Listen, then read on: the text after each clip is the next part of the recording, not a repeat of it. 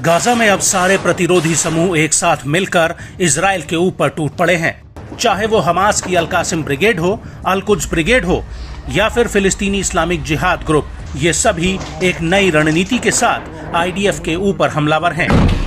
ये सभी इजरायली सेना के ऊपर बारूद बरसा रहे हैं और इन हमलों को देखकर अब ऐसा लगता है कि गाजा युद्ध एक ऐसी स्थिति में पहुंच चुका है जहां से इजरायली सेना अब आगे नहीं बढ़ सकती है,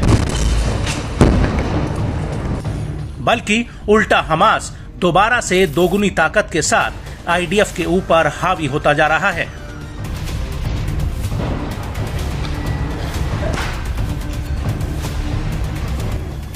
दरअसल हमास की सैन्य शाखा अल कासिम ब्रिगेड ने मार्स मिलिट्री साइट पर इकट्ठा हो रहे इजरायली सैनिकों के ऊपर शॉर्ट रेंज रजूम रॉकेट से एक बड़ा हमला किया है। और जब ये हमला हो रहा था तो उसी वक्त खान यूनिस के पूर्व में अल कासिम ब्रिगेड ने इजरायली सैनिकों के जमावड़े पर एक ड्रोन हमला कर दिया, जिसमें इजरायली सेना को भारी नुकसान होने की खबर है।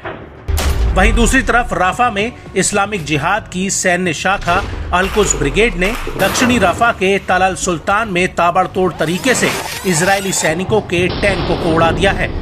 अल कुद्स ब्रिगेड का कहना है कि उसने आईडीएफ के 2 टैंकों पर आरपीजी रॉकेट बरसाए हैं।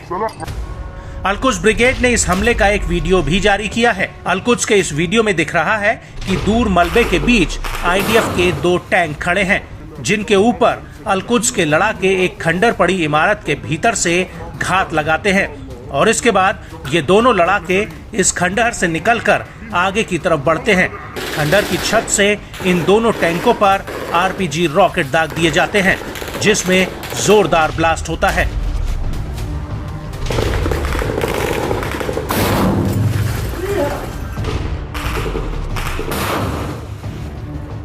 और इस हमले के बाद आईडीएफ का एक बुलडोजर टैंक को खींचकर ले जाता हुआ दिख रहा है।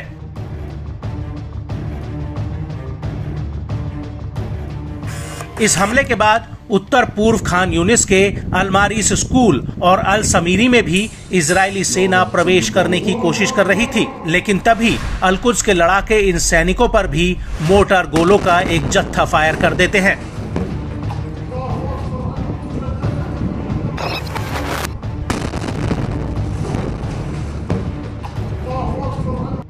अल कुद्स का कहना है कि जब उसने आईडीएफ पर हमला किया तो उसके कुछ ही देर बाद वहां पर आईडीएफ का रेस्क्यू हेलीकॉप्टर उतरता हुआ दिखा।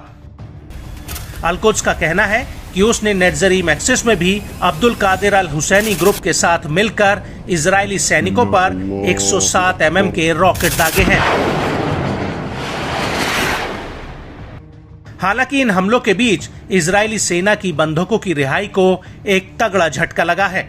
दरअसल अल कासिम ब्रिगेड के प्रवक्ता अबू उबैदा का कहना है कि इस लड़ाई के दौरान इजराइल का एक बंधक मारा गया है। अबू उबैदा का कहना है कि जिस लड़ाके को उस बंधक की सुरक्षा में लगाया गया था, उसी लड़ाके ने इजरायली बंधक की जान ले ली है। उसने ऐसा इसलिए किया क्योंकि इजरायली सेना के हमले में उसके 2 बच्चे मारे गए थे, जिसकी वजह से प्रतिशोध की भावना में आकर उसने ऐसा कदम उठाया। हालांकि अबू उबैदा ने कहा कि हमारे सिद्धांत बंधकों के साथ ऐसा बर्ताव करने की अनुमति नहीं देते हैं और बंधकों की जान को अगर कोई भी खतरा पैदा होता है तो उसकी जिम्मेदार खुद इजरायली सेना होगी।